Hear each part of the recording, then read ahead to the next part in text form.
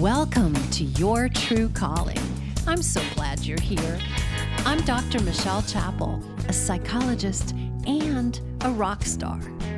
I've helped thousands of people find their true purpose by discovering their one-of-a-kind superpowers. Each week, I'll share tools and client success stories to help you find gifts you don't know you have so that you can thrive in a career that fills your soul and passion projects that make you feel whole. Hello, everyone. I've been thinking about you a lot lately. We are living in tumultuous times, and if you are feeling powerless or overwhelmed by the world right now, or like you're never going to reach your goals and get the life you want, take heart.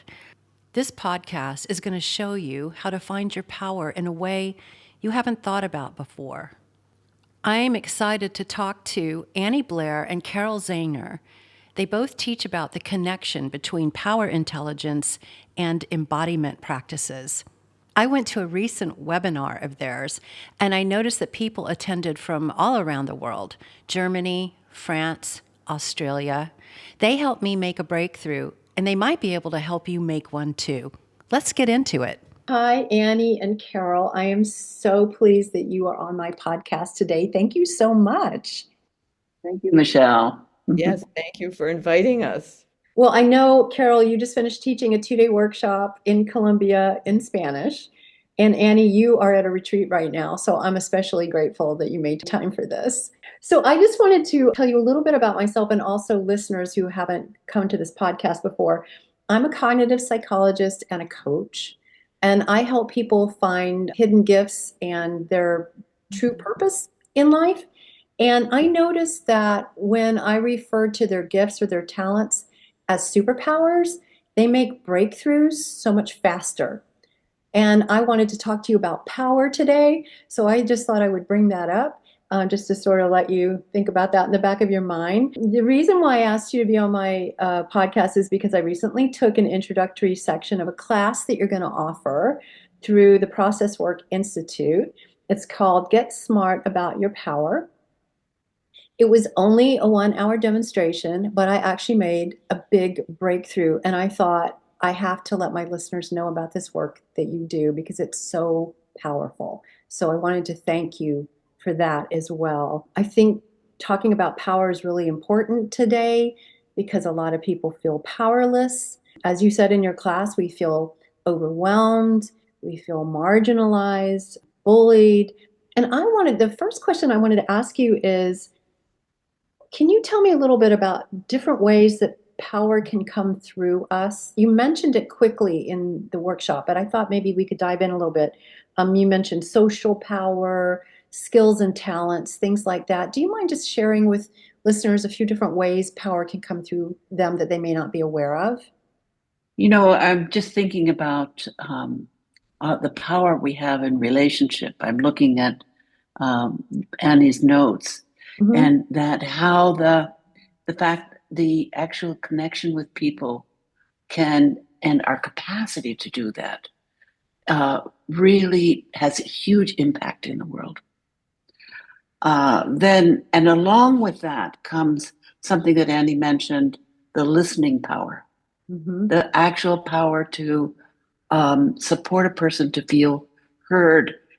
I feel that when a person is listened to, they can also kind of listen to themselves.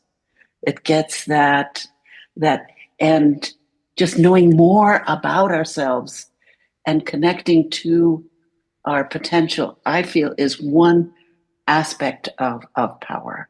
As you all know, power has such a bad rap. We think of power over, and that has, in a way, clouded our thinking about power. And that's why we call our course Power Intelligence. And it's based on the work of our colleague and mentor, Julie Diamond, who spent decades, and her book, in English, it's called Power, A User's Guide. And here in Spanish, it's called El Poder, un guía de uso. So a user's guide. Yeah. Nice. Did you want to add anything, Annie, to that? Sure, I'd love to. Very often we think of power as a position. Somebody is a leader or they are a teacher or a principal, like in school systems, you have hierarchies. So people think of power as that role, which it is. It's a kind of power. And one thing that Julie points out that's very interesting about that kind of power is that when you like go from being a teacher to being a principal in a school, Mhm. we have a friend who said she went through that experience, and what happened was when she went from being a teacher to being a principal, the other teachers who had been her on the same level and been her colleagues, they treated her so differently because she was in this other position. And so Julie points this out, that when you go to a different position, people treat you differently, you feel differently, things the impact is different. And in a school system, then the other teachers might not be as comfortable sharing with this person who's the principal now because they have a different power. So there's, how do you use that power of your role well? And how do you bring in your other, like your relationship skills, your listening skills, to be effective in that role? Mm. I used to work for companies in Silicon Valley and I got promoted up to senior director, and I noticed that that happened to me. And also that directors and senior directors were privy to knowledge that other people didn't have. And some people wore that like a badge, like they were better than everybody else. And I didn't. I didn't think that was the proper use of that role. I knew that I knew more than the people who reported me did, but I felt like it was my purpose to be able to share what I could to do what we needed to do well together. Is that kind of what you're talking about? Just not because I did not do the power over thing. I didn't make any sense to me, but I saw a lot of my colleagues doing that. I call what you're saying your power intelligence. Your Mm, intelligence that you knew that there was a filter and that people weren't as comfortable to be completely open. mhm, And this is one of the things that we really are um, uh, helping people in a higher hierarchy to realize that there's this buffer of information. So as a leader, it's your job to really make sure that the environment, that there is communication, that you let people know you want to hear mm, and make them feel comfortable. Because we found, as Julie points out, the most important information in any organization usually comes, or what you would say the drivers to make a change come from someone who is actually at a low level of organizational power, mm. but that they feel an internal power to speak. Yes. And that's where the majority of change happens. Mm, So often we are kind of, if we're kind of feel low in the totem pole, we could feel a little bit disempowered. But we have to know that once we connect to the power that all of us have, individuals have, we can make huge change. mhm. So we can be, as Julie calls, the agents of change. Yeah. But it's so easy to get blinded to the power that you do have. We don't know. We're so aware of the power over us that it's hard to feel that power within us.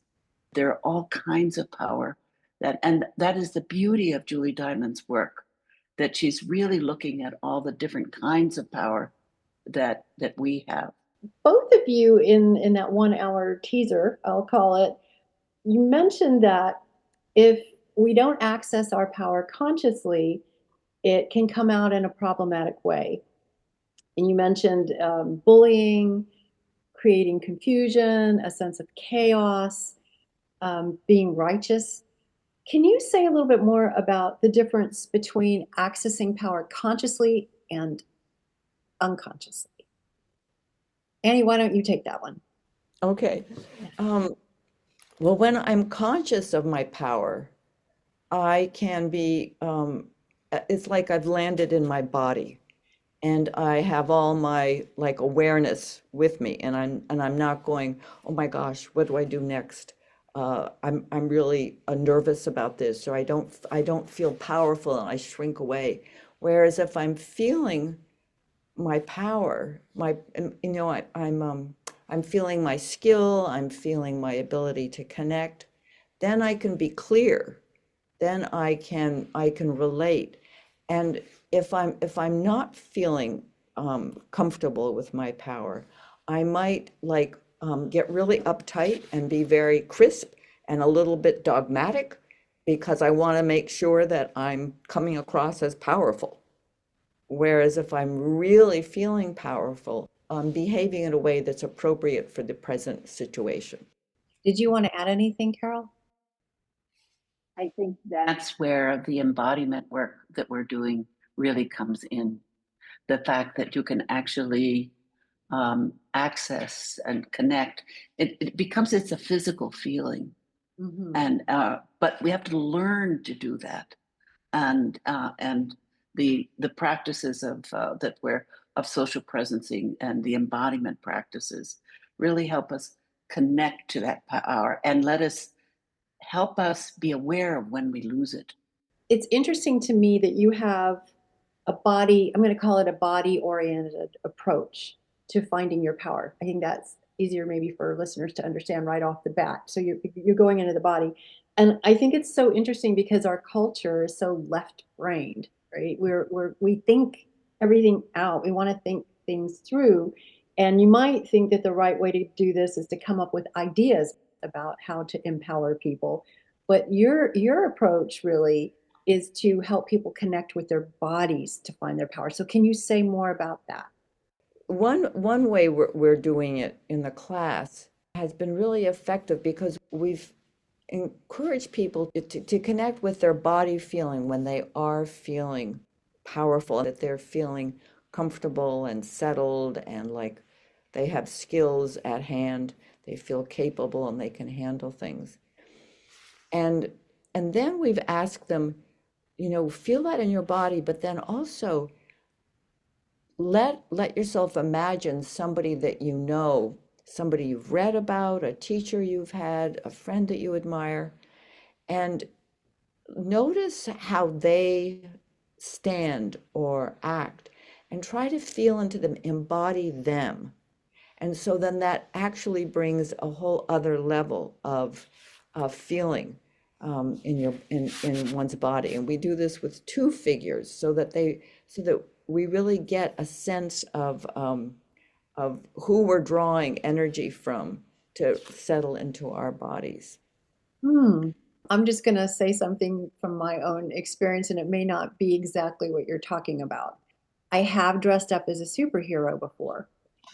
And Yes. and the first time I did it, it was for Halloween. I put on a Supergirl or Superwoman outfit, and I looked at myself in the mirror and I saw that S.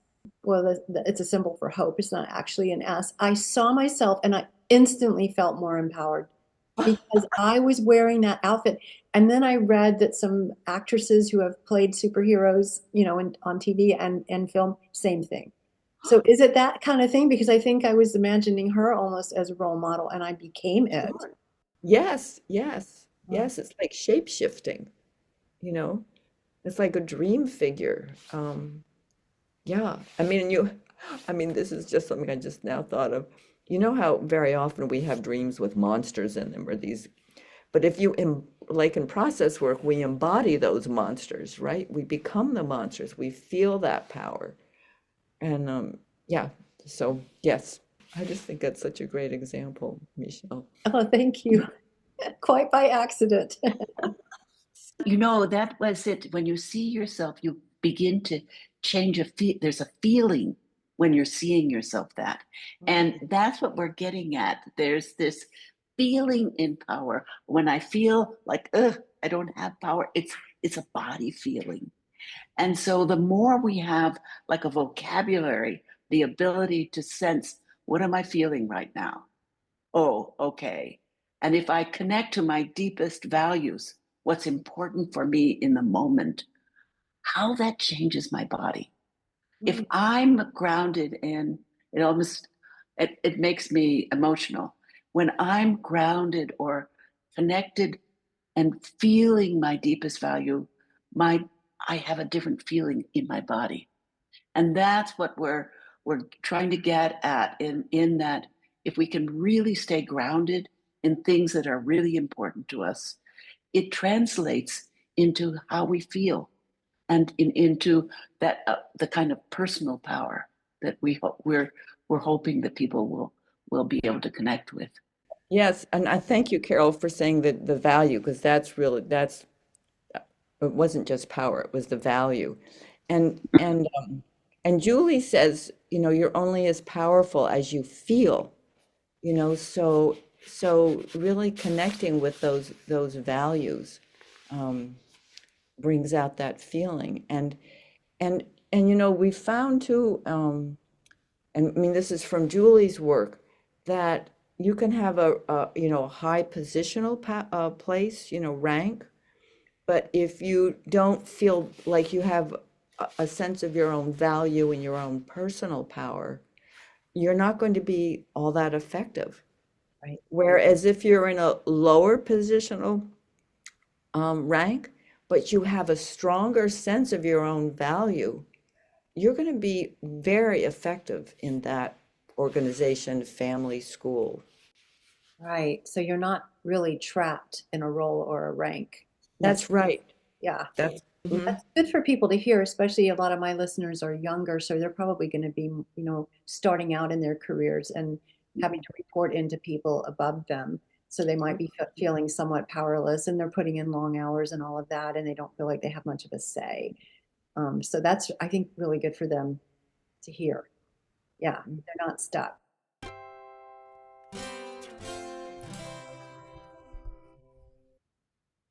Okay, dear listeners, I wanted to take a pause and check in with you. I hope you are enjoying Carol and Annie as much as I am. They are gentle voices with a powerful message, especially for the times we live in now. Now, let's see how we can apply all of this to you. You may be feeling like a cog in a machine or a small voice in a big world. But remember what they said about connecting who you are to your values and your personal power. It reminds me of The Wizard of Oz. It's top of mind these days because Wicked was a big box office hit in 2024. To be honest with you, I've always been a fan of The Wizard of Oz, particularly Dorothy's story. This little girl in pigtails arrives in Oz and immediately kills the Wicked Witch of the East. All she wants to do is to go back home. But the only way that she understands that she can do that is by meeting with the great and powerful Oz. When she does finally meet him, she introduces herself as Dorothy, the small and meek. And of course, he introduces himself as Oz, the great and powerful. Well, it turns out that even though he is the top-ranked being in Oz, he has no power. And this little girl actually has a great deal of power. Why? Because she had a very strong value, and that was to go home. And I interpret that as going home to her true self. She was conditioned to think of herself as small, as unimportant. But the truth was, she was a badass. She had a lot of power, and she had it all along. She just didn't know it yet. The same is true for you. How so? Ask yourself, what do you value? What is most important to you? What do you stand for? What do you care about? A lot of the clients who come to see me care about being authentic. They care about finding their unique superpowers, their purpose, And as you know from other podcasts, a lot of us bury some of our greatest gifts in the unconscious because we weren't allowed to express them in our families, in our schools, in our culture. When you tap into those hidden superpowers, you really come into your own. And that's what this podcast is all about. So ask yourself, what makes you come alive? What did you love to do as a child? What comes easily to you? What makes time disappear when you do it? These are all big clues as to what your superpowers are. It's worth looking into because finding those gifts can change your life. They lead you to your purpose, and they give you that extra power you need, even when you are theoretically the small cog in the machine.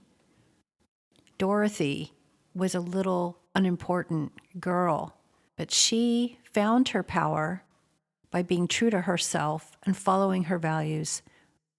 And she also found her power by teaming up with others. And that's the other thing I want to talk to you about, the difference between a power over mentality and a power with mentality. Dorothy didn't go it alone as she traveled down the yellow brick road. She picked up the Scarecrow, then she picked up the Tin Man, and then she picked up the Lion, and she had Toto with her too. A lot of people don't give Toto enough credit. Toto, her little dog, was the one who pulled the curtain and revealed that the wizard was actually a small, ineffectual man. Because she traveled with this team that worked together to achieve what each of them was hoping for, they were able to succeed, not because the wizard gave them a brain or a heart or the courage, but because they found it themselves just by taking the journey to discover who they were and to help each other achieve their goals. This is a power with mentality, and you can do this too. You do not have to go on this journey alone. In fact, I have noticed that when I teach workshops or I do group coaching, people tend to make breakthroughs faster because there's a supportive group around them, cheering them on, wanting them to succeed. One of the most important things you can do to find your power is to join a community of people who support you and you support. Power over people are naysayers and bullies who try to control us. They seem strong on the outside, but this power over mentality is actually a sign of inadequacy. There's no need to aggravate, torment, or control people when your sense of self is intact. Think about how the Wizard of Oz tried to control people with his theatrics and false promises. If that sounds familiar to you in today's world, just know it's an act. It's not real power. Even when you're facing a bully or a tyrant or a mean-spirited boss, knowing what your values are and having a community that's got your back can make all the difference in the world. Dorothy didn't seem like she had a chance against the wizard, but look how that story turned out. Don't give up. There's always a way. Next, Carol and Annie and I are going to talk about how to find your power in your body and the breakthrough I made in their workshop so that you can make one too. Let's go. I love the stuck practice that you took us through. Oh my gosh, where do I start? So you were talking about trying to get from A to B, and you can have a rational understanding of where you are, and you're maybe trying to solve a problem, but that doesn't mean you can necessarily go into go a straight line into the solution. That sometimes you've got to go down into sort of a U-shaped process. And at the bottom of that U, this is where I found it very interesting, is where you can access some inner knowing and find out things that you're not aware of yet. And I just wanted to say first, before I ask you to go into it, I love this idea. So you're supposed to feel a situation that you're stuck in, like maybe you can't make a decision or you're blocked somehow. And when you did it in the little class I took, Carol was describing it, and Annie was showing us with her body how to do it. So I would just love for listeners to hear what you did, because it was amazing what happened to me.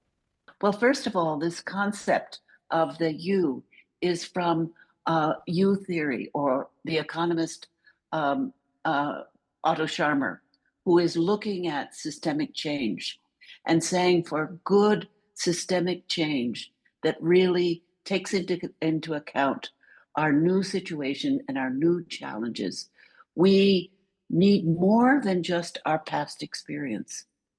We need to bring in our past experience, but then also, after really studying a situation and feeling into it, go into this space that space of presence.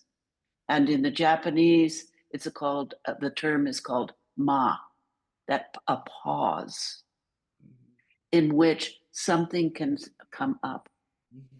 So we take a situation and we let our body feel that situation and let the body shape into a situation that expresses how we're feeling about it. And then we ask ourselves to suspend thought or suspend thinking for a moment, and then wait until something happens in our body, something moves, a change in the shape that our body makes. Then from that, we can get an idea, oh, that's giving me a hint there of something that a new way of looking at it. So our body is a resource of amazing information that it's in our body, and our thinking minds haven't yet it's there waiting for us. Mm-hmm. And these embodiment exercises help us access it. Yes. And if I hadn't done it myself, I might not know what you mean. But I did. And Annie was demonstrating, as I said, which helped a lot for me to see how you changed your body. But I kind of crunched up into a little tight ball. And then when you said to let our body take us, let it lead, I found myself very slowly unwinding, standing up, turning around. My right arm started to come forward, and then my palm flipped up into a no sign. And it was only after that I realized that my body was defending itself against an attacker and saying no. But I did not know that is what it was doing. And I've taken Tai Chi before, so it was very interesting for me. Multiple parts of my body were moving at the same time, and I did not understand what shape it was going to take until the end. And then I had the thought, no, I'm not going to take this anymore. I have the power to do something about this. Incredible. Thank you, Michelle. That's so great. Yeah. I know. And it felt like you had a real surprise, and you turned around yeah, that's beautiful. That's it. I mean, our bodies can bring up the surprises are gold. Yeah. When you feel surprised, that's okay, this is new information coming through. Yes, and I think for me, one of the reasons why I wanted to talk to you, I wanted to get the word out about your class before the class starts. If people want to enroll in it, they can do it. I highly recommend it. But also, I think just the body is overlooked so much in our culture because we are kind of left brain linear logic type of people. And it does know things that we're not consciously or we're not, I don't know, intellectually able to put into words or something. I mean, you tell me, actually. That's my experience, was that the words came after the body made the movement, which is new to me. I didn't know that was possible. And I felt powerful. Yeah, that's why I'm just so jazzed about what you guys are doing. So glad you had that experience, and in a way, it's so simple. Yeah. And yet so profound. Yeah. Yeah. And the thing is, how we said that Arowana says, do not try to get rid of your stuck situation. Like the attitude is, this is where the wisdom is. And so that belief system also helps, and resting our awareness, our attention, letting it rest on our bodies so that we're not saying, okay, let's figure this out. It's sort of like a couple of step process, to really feel deeply into that shape that expresses the stuck, so that you really know the stuck and really get there. And then when you open up, it's like there's something that wants to shift. I mean, Arowana says, things in nature don't stay the same, you know. Things Right. are always moving, and we're part of nature. So it makes sense. And it's also, I think, the idea that it's part of any creative process to be stuck. And so there's always this question, oh my gosh, what do I do next? I can't see anything. I have a decision, no money. I hate that person over there, but I have to relate to them. What do I do? So it's totally normal, which I think also helps. Well, and I like, the two-step process as you describe it. I was paying attention to everything that you were saying. And, you were saying suspend thought for a moment here and really feel it. And you also had us draw a little picture of it afterwards and maybe a word or something, which helped as well. And even that was interesting because I had a tight little ball and then I drew this big, like, it looked like almost like target practice, like I was zeroing in on who I was or something, maybe that's what it was, which was visual, again, not Yeah. linear thought, not language. So I like that marriage of different modalities coming together. So I'm curious about my own experience. What I didn't expect, I was asking about a career challenge. What I didn't expect was that what I was going to reenact was a traumatic situation I had as a child. And I did not realize that that position, that initial position, was very much probably the way I was when I was being hurt. Mm. And so I was just curious, does that ever come up when you're doing your work, or does it link to trauma work? Because I know there's body work that some trauma therapists use, like Peter Levine, I think. We've been actually working with a colleague who is a somatic experiencing professional. And we found that the embodiment, because so often things are stored in our body, and I'm sorry that came up, but in a way, it really helps to like unwind and pull apart the situation so that we can feel it or understand it in a different way.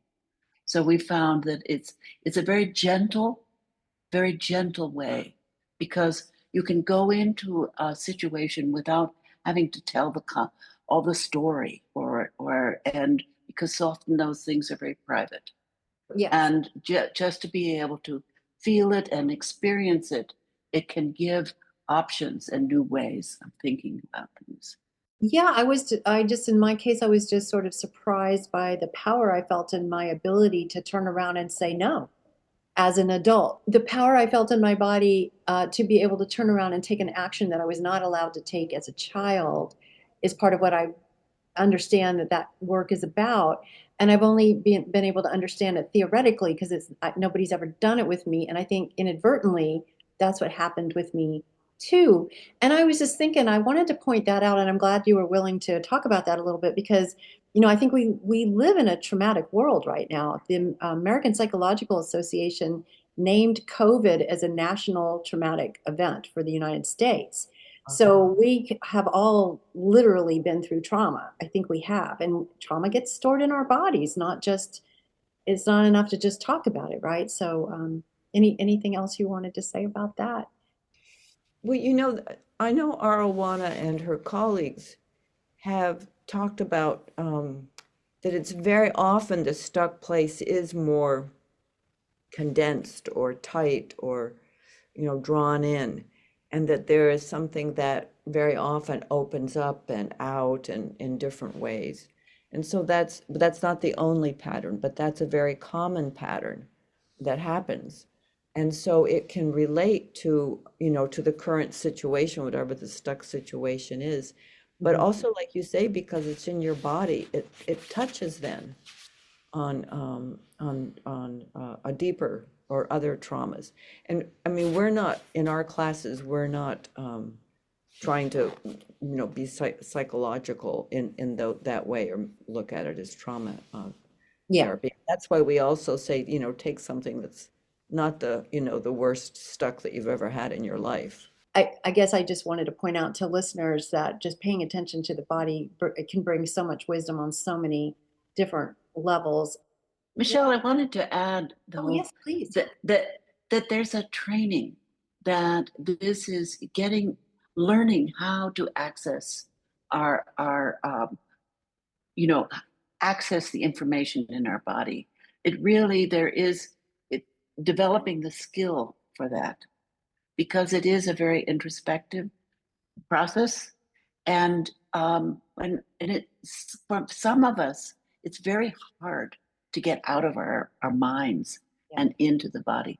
So actually having a supportive situation, a supportive group, and also just the time and practice to spend time in just sensing and letting the body move is sort of a grounding base for doing this kind of work.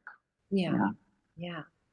Well, we just have a few minutes left. Is there anything else you want to tell listeners about what you're going to do in this class? Well, I'm certainly going to focus on our connection to our deepest values, and how by connecting to our deepest value, we can have a physical sense of well-being and groundedness. Oh, And then, as Annie spoke about before, who are models also who represent those deepest values. It's really amazing. Once I connect to my deepest value, which for me is respecting everyone, even though I may completely disagree with their point of view, somewhere inside them is a human being that I want to respect. And feeling that, and then I think of Thich Nhat Hanh and Pema Chodron. I could also think of Martin Luther King, and imagining being them, and connecting with that. It changes my posture. All of a sudden, I feel more grounded in the ground. My eyes stand up straighter, because I have the feeling of being connected to my deepest values. I love that. Yeah. It's so simple and so powerful. It's so cool. And so needed right now, because the world is so topsy-turvy. Anywhere we can find that. And it seems impossible until you talk about it and explain it, and then it seems possible, which I just wanted listeners to know that they're not stuck if they're feeling like it's all too much to process, too much to handle. A lot of Gen Z and millennials have, anxiety and depression, and for them to know that they're not stuck with that they can embody their power, I think is a really important message. And I just really wanted to thank you both so much for making the time to talk about your work and your upcoming workshop with me, and I'll spread the word, everyone. Michelle. Yeah. Thank you. Absolutely. So much. Thank you so much. Yes. You asked great questions. Well, thank Marvelous. you. a real pleasure, Michelle. Thank you. For me as well. I really love what you guys are doing, and bravo.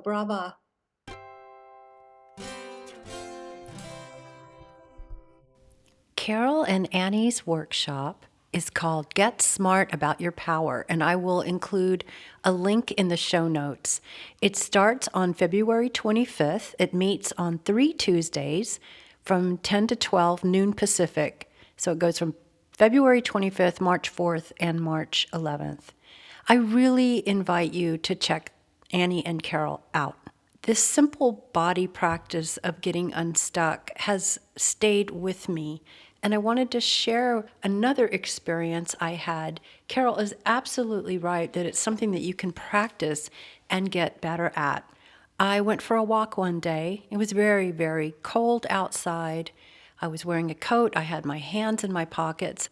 And I was thinking about an issue that I felt stuck on. And I thought, well, why not try their method? So I let myself really feel it.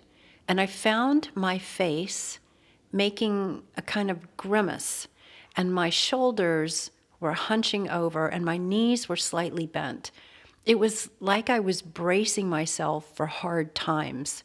I felt it. And then I asked myself, what's the wisdom in it? I let my body take over. I found myself starting to straighten up. My head became more upright. My hands were coming out of my pockets. I'd had a thought that maybe I was going to stand in the mountain pose. I go to yoga almost every day. So I was pretty sure I was going to end up in a mountain pose that seemed like a power pose to me. But I caught myself thinking, and I stopped. And I continued letting my arms stretch out to either side of me. And then they sort of traced out a big circle in the air. It felt so good on my shoulders. And they continued upward until they made a V shape, and my face was looking upward at the sky. And I realized at that moment that I was in a receiving stance, like I could receive abundance. Now, I can tell you that receiving abundance is not somewhere my head lets me go. So to feel my body stretch out in acceptance of good things coming my way was news to me. I wanted to share that with you because I think you can use this technique anytime. It's so easy to get caught up in our head and our feelings when life seems overwhelming. If you find yourself in a position where you don't know what to do next, try this out. It might give you the answer that you're looking for. Thank you so much, Carol and Annie, for sharing your wisdom with us today.